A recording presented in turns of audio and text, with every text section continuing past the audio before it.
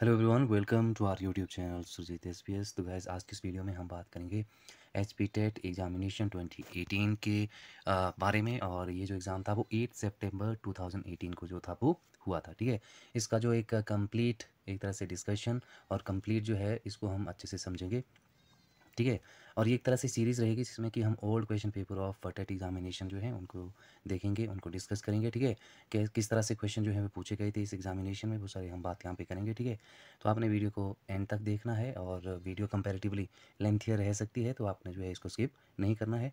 और साथ ही साथ आपने हमारे व्हाट्सएप ग्रुप को भी ज्वाइन कर लेना है, टेलीग्राम चैनल को भी ज्वाइन करना है, और चैनल पर नए हैं तो चैनल को सब्सक्राइब भी जरूर कर लेना है बेल आइकन को प्रेस करके। तो चलिए स्टार्ट करते हैं। आज हम इसको सिर्फ वन लाइनर के फॉर्म में ही अंडरस्टूड करेंगे।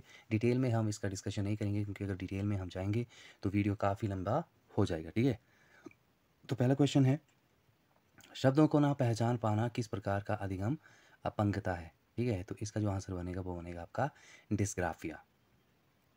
ठीक है, शब्दों को ना पहचान पाना, अगर वो पहचान में नहीं आ रहे हैं बच्चे के तो उसको हम डिस्ग्राफिया कहते हैं। अगर हाँ, रीडिंग से संबंधित कोई डिसऑर्डर है, ठीक है, रीडिंग से संबंधित, ठीक है, पढ़ने लिखने से संबंधित हो सकता है, जैसे रो है, इसको वो सौ पढ़ता है, ठीक है, या इस तरह से वो लिखता भी है, तो इसके लिए जो एक हमारा पर्टिकुलर जो एक डिसऑर्डर जो यूज़ किया जाता है उसको हम बोलते हैं डिसलेक्सिया। ठीक है, तो ये जो है वो रीडिंग डिसऑर्डर से संबंधित है। ठीक है, इसको आपने ध्यान में रखना है। अगला क्वेश्चन है, माध्य बहुलक का मध्य का मानक विचलन में कौन केंद्रीय प्रवृत्ति की माप से संबंधित नहीं है, तो इसका जो राइट आंसर बनेगा वो बनेगा मानक विचलन। अगला है, प्रत्यक्षीकरण के प्रत्यय या अवधारणा को किसने विकसित किया, तो ये बर्दीमर ने जो था वो, इन्होंने जो था उसको एक तरह से प्रोपाउंडर थे ये, आप कह सकते हैं परसेप्शन की, बर्दीमर। ठीक है, और बर्दीमर की यहाँ से यदि हम बात करें तो ये एक गेस्टाल्टवाद के जो साइकोलॉजिस्ट थे वो माने जाते थे। कोफा, कोहलर, ये सब जो हैं वो गेस्टाल्टवाद के साइकोलॉजिस्ट माने जाते हैं। ठीक है,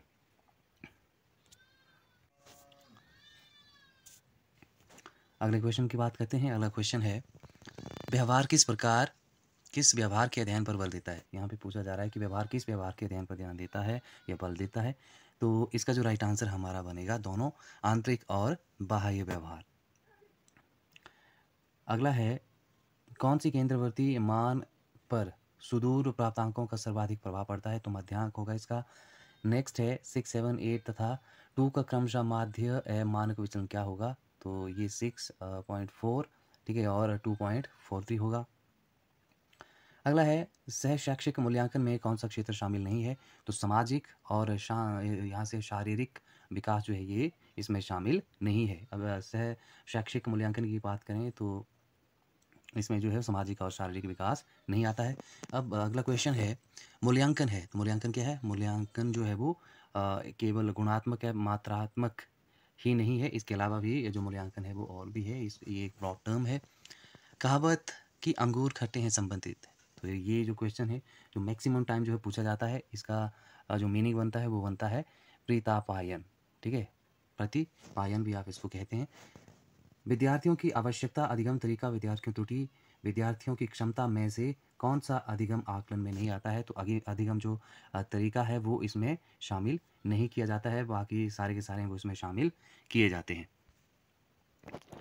अगला क्वेश्चन है, बालक के समाजीकरण में पाठशाला का स्थान होता है परिवार की बात। ठीक है, सबसे पहले जो बच्चे का जो एक डेवलपमेंट होता है उसमें परिवार का सहयोग रहता है, उसके बाद आप ये कह सकते हैं कि स्कूल, उसके बाद जो समाज है वो आता है। तो इस तरह से आप इसका सीक्वेंस बना सकते हैं। ठीक है, ये था हमारा क्वेश्चन नंबर कौन सा, 11th। अगले की बात करते हैं, वे बच्चे जो मूत्र विसर्जन के प्रति संवेदनशील होते हैं वे हैं अवलोकन में आसान।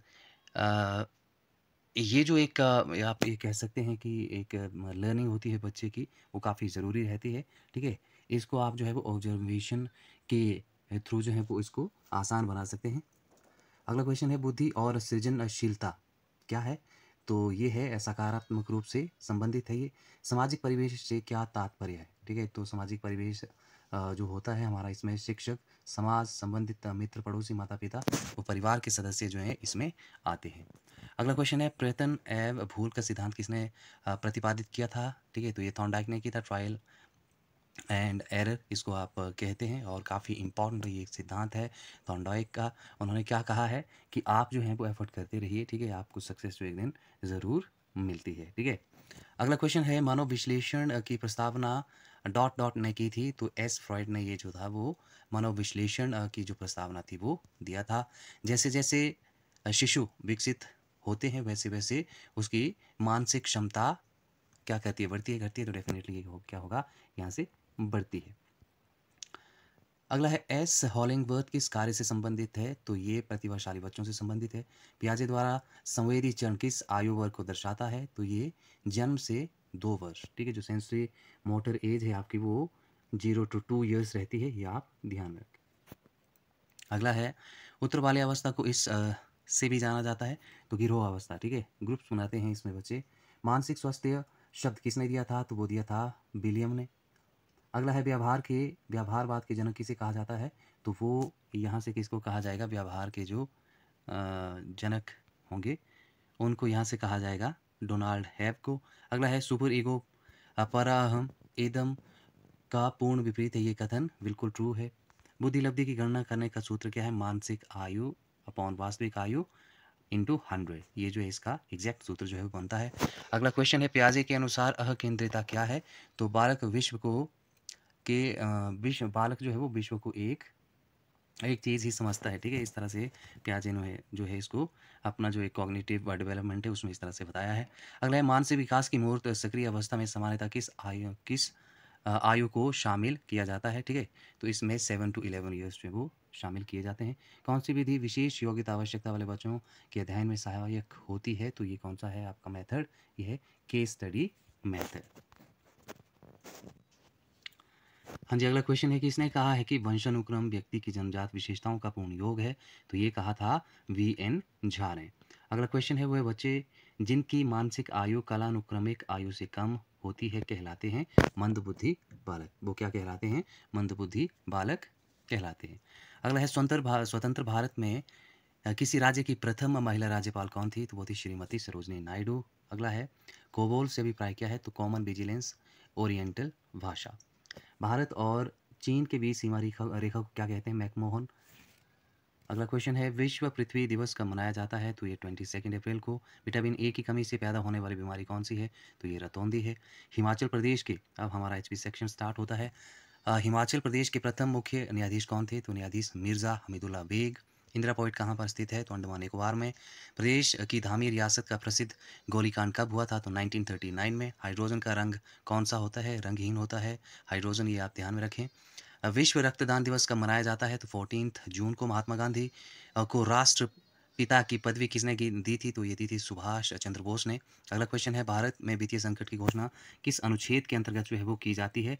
तो ये अनुच्छेद है 356। नेशनल यूथ फेस्टिवल प्रत्येक वर्ष किन के जन्म दिवस पर मनाया जाता है। तो ये मनाया जाता है राजीव गांधी के जन्मदिवस पर। अंधेरे से उजाले की ओर पुस्तक के लेखक कौन है। तो अरुण जेटली हैं। किस टीवी चैनल पर सूचना व प्रसारण मंत्रालय पठानकोट एयरवेज आतंकी हमले की संवेदनशील सूचना प्रसारित करने हेतु 24 घंटे के लिए बंद कर दिया गया था। तो वो था आपका एनडीटीवी। अगला है, वाहनों के पीछे देखने के लिए किस दर्पण का प्रयोग किया जाता है। तो ये दर्पण कौन सा रहता है आपका, ये रहता है आपका उत्तल दर्पण, ठीक है। यहाँ से इस तरह से आप इसको याद कर लें। अगला क्वेश्चन है, रियो ओलंपिक के समापन पर भारत का ध्वज धारक कौन था। तो साक्षी मलिक, कितना ध्यान में रखना है। पीला बुखार के लिए कौन सा मच्छर उत्तरदायी होता है। तो ये होता है एडिस इजिप्टी। अगला क्वेश्चन है, ज्वेल ऑफ इंडिया के नाम से कौन सा राज्य जाना जाता है। तो मणिपुर को कहा जाता है। उसके बाद यदि हम बात करें तो अगला क्वेश्चन है, हेलिना व अमोक किसके नाम है। तो ये एंटी टैंक गाइडेड मिसाइल के नाम है। उसके बाद नेक्स्ट है आपका, सबसे पुरानी द्रविड़ भाषा है तमिल। आर्यन राजा दिव्यदास का मुख्य परामर्शदाता कौन था। तो ऋषि भारद्वाज। पत्थर का खेल कहाँ का मेला है। तो ये हलोग शिमला का मेला है। भारत का सबसे लंबा एक्सप्रेस वे कौन सा है। तो ये आगरा लखनऊ एक्सप्रेस वे है। द एशेज क्रिकेट ट्रॉफी किन दो देशों के मध्य खेली जाती है। तो ऑस्ट्रेलिया इंग्लैंड। कौन सा जोत मंडी और कुल्लू से अलग करता है। तो ये दुलची जोत है। अगला है जापान की संसद का नाम क्या है? तो डाइट कहा जाता है। ऑपरेशन फ्लड के जनक कौन थे? तो वो थे डॉक्टर वर्गीस कुरियन। अगला क्वेश्चन है वंदे मातरम सबसे पहले पहली बार भारतीय कांग्रेस के अधिवेशन में कब गाया गया था? तो इन 1896 के अधिवेशन में जो था वो गाया गया था। अगला क्वेश्चन है भारत का राष्ट्रपति पद के लिए कितनी बार चुनाव लड़ सकता है, पुनः निर्वाचित हो सकता है? तो इसका आंसर बनेगा जितनी मर्जी जितनी बार वो बनना चाहे वो बन सकता है। अगला क्वेश्चन है बंगाल का विभाजन कब हुआ था? तो ये हुआ था 1905 में।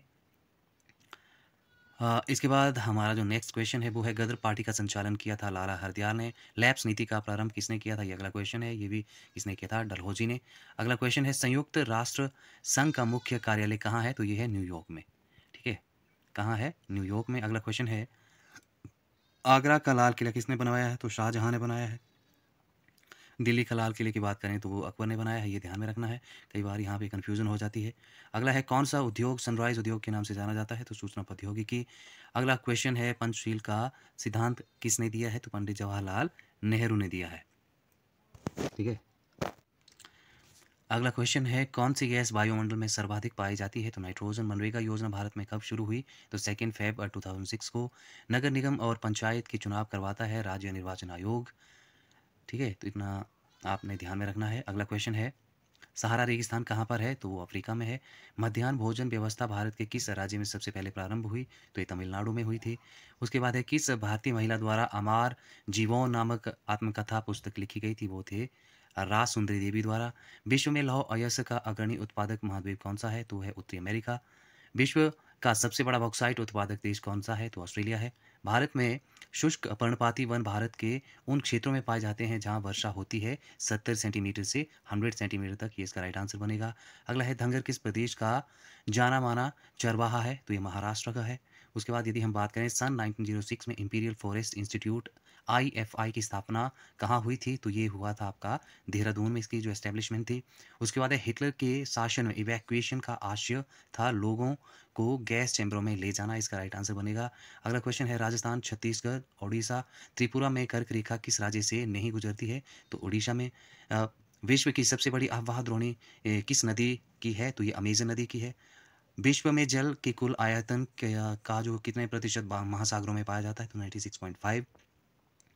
अगला है वर्नाकुलर प्रेस एक्ट कब लागू किया गया? तो सन 1878 में। साइमन कमीशन कब भारत आया था? तो सन 1928 में ये भारत में आया था। अगला क्वेश्चन है अभ्रक, निकेल, बॉक्साइट, जस्ता में कौन सा धात्विक खनिज नहीं है? तो अभ्रक। उसके बाद है मोनाजाइट रेत में कौन सा खनिज पाया जाता है? तो थोरियम इसमें पाया जाता है। ठीक है, कौन सा वेद सबसे पुराना है? ऋग्वेद है। बहुत डिटेल में इसको हम जो है वो 1000 MCQs में गाइस डिस्कस कर चुके हैं। मैक्सिमम क्वेश्चन वहीं से हैं। ठीक है, और ज़्यादातर क्वेश्चन आप यहाँ से देख पा रहे होंगे मैक्सिमम क्वेश्चन है आपके वो रिपीटेड है। ठीक है, अगला क्वेश्चन है संस्कृत भाषा में हर्षवर्धन की जीवनी हर्षचरित किसने लिखी है? तो ये बाणभट्ट ने लिखी थी। सप्तऋषि 7 तारों का समूह जो नक्षत्र मंडल के डॉट डॉट भाग का है, आंसर बनेगा इसका उर्सा मेजर।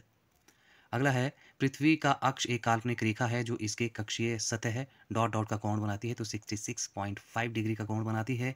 अगला क्वेश्चन है तिब्बत का कौन सा ग्रंथ लद्दाख में प्रसिद्ध है जिसे स्थानीय मुसलमान और बौद्ध दोनों गाते हैं? तो ये केसर सागा है। बहुत इंपॉर्टेंट क्वेश्चन है ये। अमेरिका में औरतों को वोट डालने का अधिकार कब प्राप्त हुआ था? तो सन 1928 में।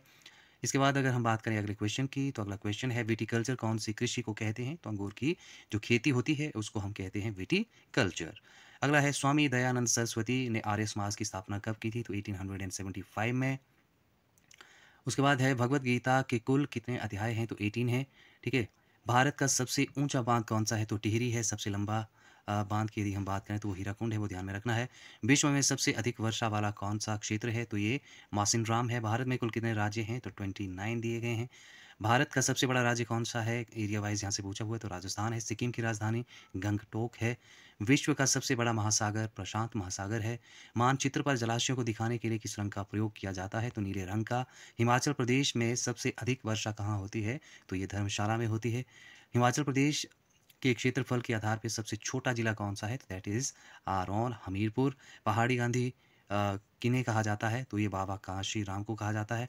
फर्स्ट विश्व युद्ध कब लड़ा गया था? तो ये 1914 से 1918 के बीच में लड़ा गया था। ठीक है, भारत में रबड़ सबसे अधिक कहाँ पाया जाता है? तो केरल में। भारत की खोज नामक पुस्तक किसने लिखी है? तो ये पंडित नेहरू ने लिखी है।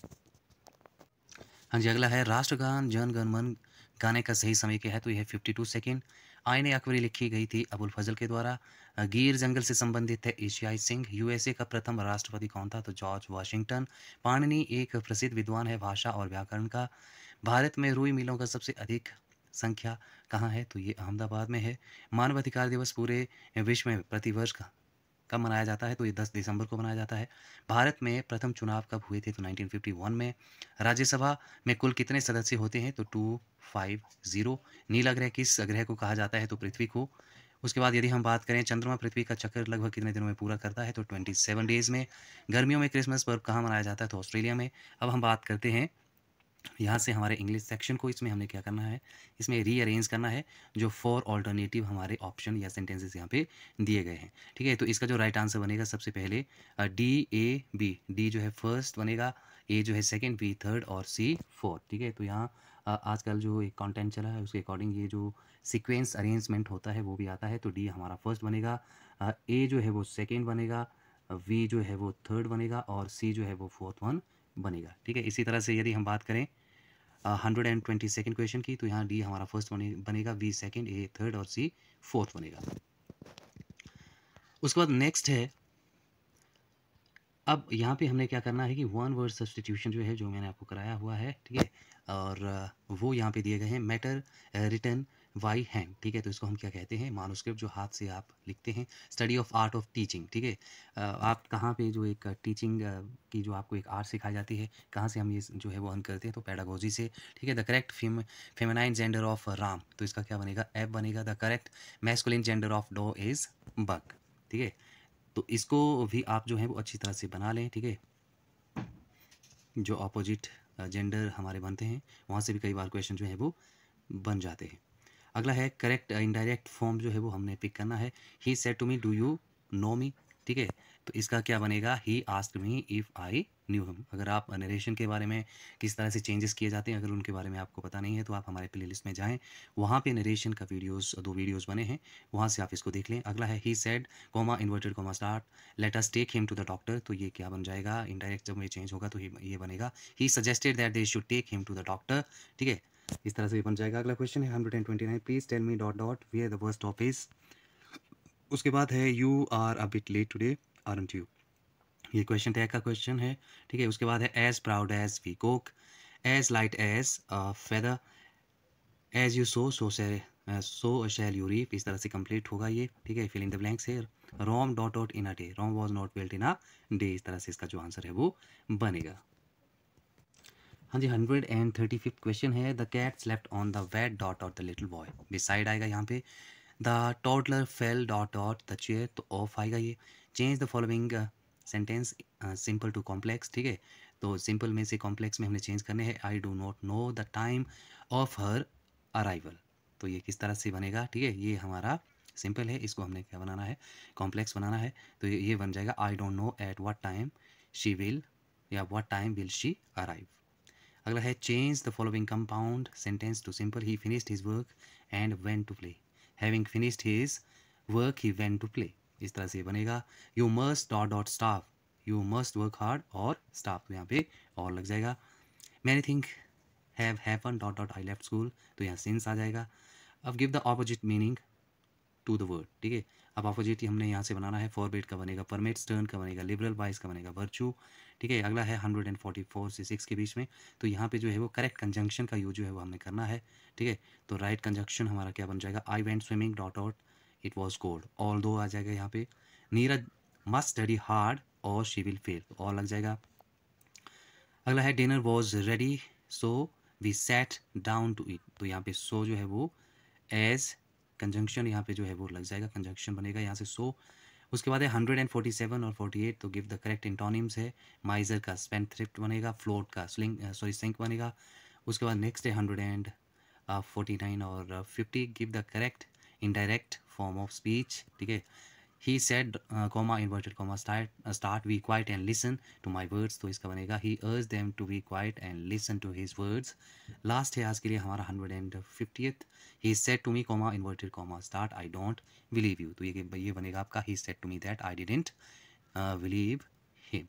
ठीक है, तो गाइज़ ये थे 150 क्वेश्चंस ऑफ टेट एग्जामिनेशन जो कि हुआ था 2018 में। ठीक है, तो उम्मीद करता हूँ कि आपको अच्छे से समझ में आ गया होगा। ठीक है, इसमें बेसिकली हमने एक रिवीजन के पर्सपेक्टिव से क्विक रिवीजन आप कैसे करें, क्योंकि 10 डेज़ नहीं है, आप मान के चलें कि लेस दैन 10 डेज़ का हमारे पास जो टाइम है वो बचा हुआ है। तो कैसे 10 डेज़ में हम हमारे जो टेट एग्जामिनेशन इसको क्वालिफाई कर सकते हैं, और इसीलिए हमने ये सीरीज़ आपके लिए चलाई हुई है कि इसमें आप जो है वो मैक्सिमम से मैक्सिमम क्वेश्चंस को जो रिपीट होते हैं उनको पिक आउट कर लें, और फिर आप जो है वो आसानी से अपना टेट एग्जामिनेशन क्लियर कर लें। यहाँ पे इंग्लिश की बात करूँ तो इंग्लिश में रेपिटेशन बहुत कम होता है। ठीक है, इसके अलावा करंट अफेयर तो खैर करंट अफेयर होता है, वो तो लेटेस्ट ही आता है। इन 2 सेक्शन को मैं छोड़ दूँ तो बाकी देखिए 150 का आपका 150 का जो है वो हमारा टेट एग्जामिनेशन होता है। ये सभी को पता है, थोड़ा सा इसके बारे में बता देता हूँ आपको। 150 का आपका जो है टेट एग्जामिनेशन होता है। ठीक है, इसमें यदि हम इंग्लिश और करंट अफेयर का जो सेक्शन है, इंग्लिश 30 का रहता है, करंट अफेयर कई बार 2 या 3 का, कई बार 5 तक जो है वो पूछ लिया जाता है, तो उसमें जो है रेपिटेशन नहीं होता है। अदरवाइज़ इसके अलावा आपके जो तकरीबन 115 के करीब होते हैं, वो मैक्सिमम आपके क्वेश्चन जो होते हैं वो रिपीटेड होते हैं। ठीक है, 115 क्वेश्चन, ठीक है, इसमें से मैक्सिमम जो है वो रिपीट होते रहते हैं। ठीक है, 100 या 90 या फिर 90 और 95 के बीच में जो है इतना मार्जिन कई बार इसमें जो है वो रिपीटेड क्वेश्चन का रहता है। ठीक है, तो आपने प्रीवियस आपके जितने भी टेट एग्जामिनेशंस हुए हैं उनको अच्छे से आप देखिए। ठीक है, उनको सॉल्व करिए और अपनी प्रिपरेशन को बढ़िया बनाइए। ठीक है, आज की वीडियो में इतना है। उम्मीद है कि आप वीडियो को एंड तक देखेंगे। ठीक है, और चैनल को सब्सक्राइब भी करेंगे, लाइक शेयर भी करेंगे, और हमारा व्हाट्सएप ग्रुप ज़रूर आप ज्वाइन कर लेना। Thank you very much, thanks for watching.